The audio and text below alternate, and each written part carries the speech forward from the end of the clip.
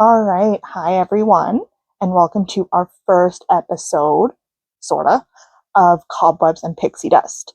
So, my name's Kayla, and I am here to talk about my upcoming Disney cruise with my little buddy here. His name's going to be Bob, okay? Bob is new. He's very soft. All right. So, I am going on a Disney cruise on August 25th. It is a 4-night Bohemian cruise on the Disney Dream. So last night at 10 p.m. my time, because I'm in Canada, I got to do my port arrival time. So for that, what you do is you log in when they tell you I'm a Silver Castaway Club status. I've run one cruise before in September of 2024. The whole family went on a Halloween on the High Seas cruise on the Disney Fantasy. It was fantastic. It was a bucket list thing for me. I wanted to do it my whole life. And I was like, all right, we're one and done. We're going to do this. It's going to be fantastic. We made an event out of it. We did Disney World for 4 days before. No, after. We did 1 day at each park, and then we also did 2 days at Universal Studios. This entire trip cost our family of 5 about $25,000. I had been saving for it for years, and it honestly was the most fantastic trip we ever could have taken. And we all, after that trip, decided we are more of a parks or more of a cruise family than a parks family. We enjoyed the cruise so much more than the parks. And then we kind of got hooked. So our upcoming cruise on the Dream is just me and my husband. We're doing a cruise without the kids this time around, but we do take the kids again in March of 2026. We're doing another family cruise, and my sister, her boyfriend, and her son are actually supposed to join us on that cruise as well. So that's going to be exciting. Okay, sorry, back onto the Dream. You'll learn I go one direction, the other direction. I need to stay centered. Also, sorry about the mess. That's actually my husband's Beyblade supplies and my spider. His name is Jim. My husband's Beyblade supplies. He actually is trying to do Beyblade battle tournament videos. I'll link his YouTube channel down below if anyone is interested in that. Sorry, back. Disney Dream. So last night we were able to fill out our intake information so we could choose our port arrival time. So port arrival time is what time you're allowed to arrive at the port to prepare to board the ship. That is not the time you're going to get onto the ship. That is the time you can arrive at the port. I believe the earliest port arrival time you can get is 10:45. I might be wrong on that, but we got a port arrival time of 11:30. A way to secure an earlier port arrival time is if you use Disney Cruise Line transportation, which we did on our cruise last year on the Fantasy. But since we're sailing out of Fort Lauderdale this time around, I don't know if the cruise line transportation is a thing. So we opted, anyway, we're going out of Port Everglades. We opted just to take an Uber. So we're going to take an Uber. We're not paying for the Disney Cruise Line travel. So if you do use that, though, you get an early port arrival time. I think last time we used it, I think our port arrival time was 11, and we were boarding group, I want to say 4 last time. This time we're boarding group 7. So anyway, so you need to have your information ready to go when you're able to enter it, because everyone is on there, everyone is entering it, because people are trying to get the earliest port arrival time they can, because that means that you get to spend more time on the ship. Okay. Also, earlier time, empty your ship. Great. So for your information to receive your port arrival time, you need to have a photo of your ID, like your travel document type of thing. So we use our passports. You also need to have like a headshot. Okay, so in your headshot, you need to be against a blank like wall. Like you can't have like pictures. Like, so if I submitted this right now, they would not accept it because there's too much going on behind me. Okay, so I'll link somewhere, probably up here, what I actually submitted for my headshot that was approved, so that you guys can kind of see maybe what to do. Make sure you're kind of wearing like a solid shirt, like not a whole bunch of stuff going on. Make sure that you're not wearing any sunglasses, that your hair isn't in front of your face. So for mine, I definitely like tuck the hair back so that you can see my face, and like make sure it's kind of just shoulders up type of thing. You can see your full face, good lighting, right? So that is what you're going to submit there. Also, if you're flying, have your flights, okay? You need to know where you're traveling, like the airline. You need to know your flight number. And then they also ask for the times. And so I learned that you do not actually have to put in the times. It only requires your flight, like airline and flight number. So you can leave the times blank to kind of speed that up a little bit. But if you're like me and you have multiple connecting flights, because like I said, we are traveling from Canada, so we go from where we live in, well, that's a lie. For this one, we're actually flying out of Edmonton because it was cheaper. So we go from so to get there, we go from Edmonton to Montreal, and then Montreal to Fort Lauderdale. Coming home, we go from Fort Lauderdale to, I think it's Toronto, Toronto to Montreal, Montreal to Edmonton. Yes, it is a hassle. So make sure you have that information. Also, you need, if you're staying at a hotel beforehand, you need the address of your hotel. They will ask for that. So have all of this information ready to go, as well as your credit card information for your onboard account if you're paying with credit card. If you're traveling with kids, at that point, they will also then ask you if those kids have, if they're able to make charges to that credit card. Like if they have permission to, like, they want to go to the store, they can go to the store and they can buy things without a parent present. So you will choose at that time if the kids are able to do that. So for example, on our last cruise, my oldest was allowed to do that. She was 11 at the time. My younger two were 7 and 4. They were not given charging permission.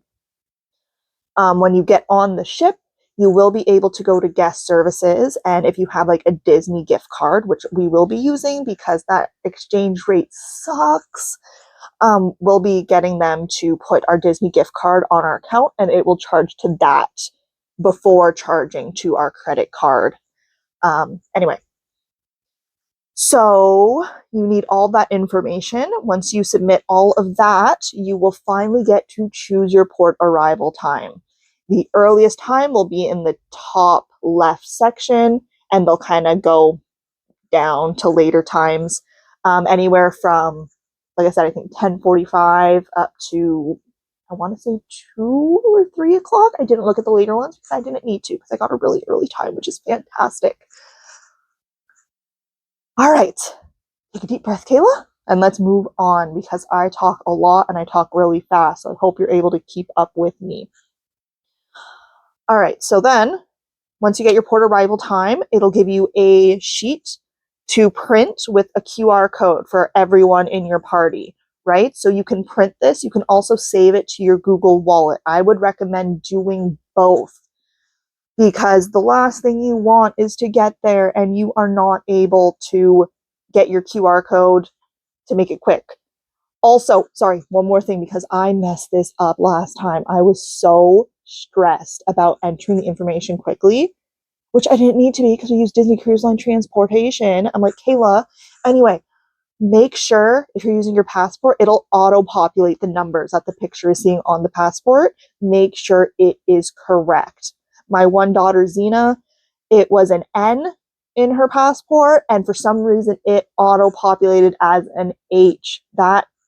Therefore, then they're saying that it is incorrect when we went to get on the ship. That caused a massive delay, and we actually started to panic that we wouldn't be allowed to board with our daughter. So thank God they were able to figure it out. So it's not a huge deal. You can see the picture is the same, all the rest of the numbers, and an N and an H. They're like, they just missed that when entering the information. So they were able to fix that for us, and we were able to get on.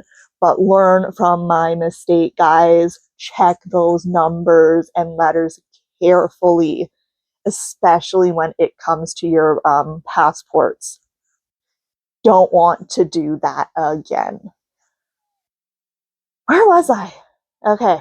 Oh, so you have your thing, right? And you have your QR code. So just in case for some reason your phone has difficulties, if you're not from the US and you're boarding in the US and you can't connect to like any Wi-Fi or anything like that, make sure you have that paper copy and keep that with you. Do not put that in your bags that are going to be checked onto the ship, because you need that with you to get on, okay? It's like airport security.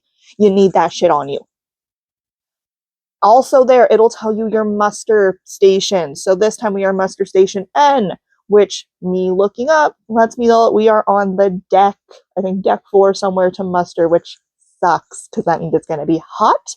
Then you have to race everyone to get back inside, go up all those flights of stairs to deck 11 or 12 to get to the sail away party. That is the worst part of a Disney cruise. Our game, because I am a little, like, I'm not fat, but like I'm a little, I'm not skinny, okay, I'm not fit, I am not a gym bro. My husband is.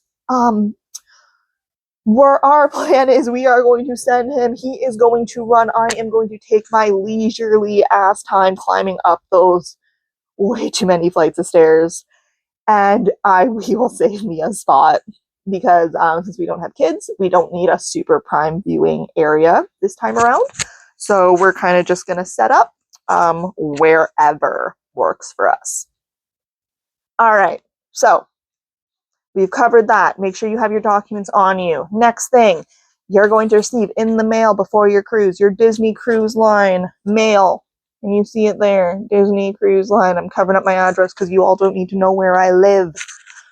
So in this, you will have your bag tags, all right? So they send you, I believe, 2 per person. You know what? Let's check. I haven't opened it yet. Let's see what we got going on in here. Bear with me. Okay.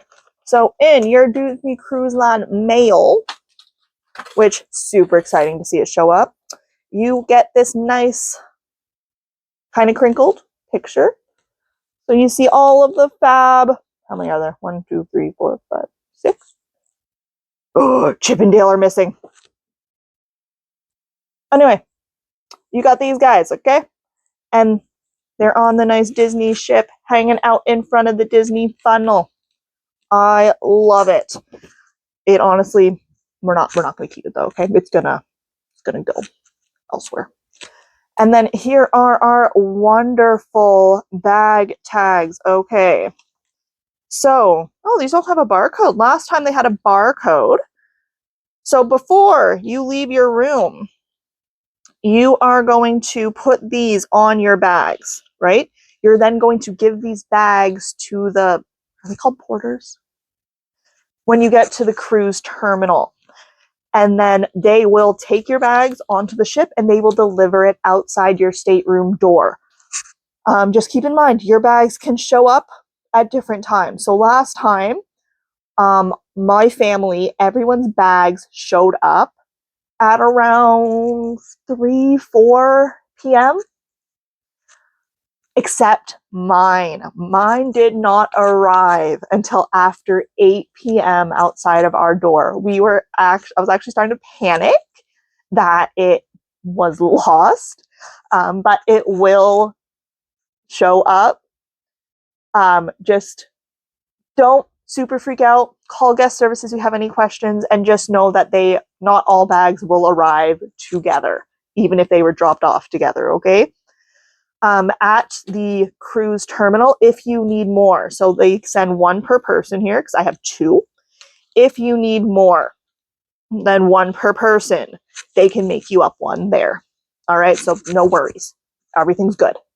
So anyway, these are my bags here. You can see, says the name of the ship, our room number. You don't need to see my full name. And then also you have your sail date there. I totally just showed you my full name.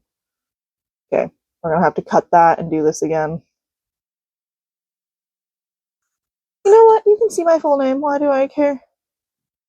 So there you are. You have the sail date, the number, all of that jazz. So that is all I have for now. I know this is a kind of long, short, all over the place video. If you watch any more, you're kind of going to notice that's how I work. I am all over the place. My mind does not go in a straight line in any sort of direction. But the purpose of this channel kinda is A, I like Disney, it's fun. B, because our families are always asking what we're up to when we're on these cruises and all that. So I figured let's make a video so you can see what we're doing. And this way too, like the kids wanted to look back on the memories of what we did, and like maybe me and Tyson want to look back on the memories of what we did. So I will hopefully try to have more videos on the ship. Just a disclaimer, most of my videos will probably be done late at night because I am a night shift worker. And on our last cruise, I found that I roamed the ship at night. That's when I went around and did all my pixie dust. Handed those out. That's when I did my pin trading with pin boards outside of rooms. And also, it's just a great time to see the ship pretty much completely empty. So I can get you guys some hopefully pretty decent videos of the ship this way. Also, I will try to do videos of our meals while we're there. Although I will not be talking during those. I'll do a voiceover later because I don't want to disturb anyone else around us. Also, because we're only a group of two, we'll probably have table mates on the ship. I will do another video before we leave just on kind of what we're packing, what I use to pack to kind of organize, as well as I will cover my pixie dust. And I'm probably going to maybe do another video just looking at the magnets that I do for our door to decorate it. So potentially come back and stay tuned for one of those. And yeah, I will see you guys next time. Stay spooky.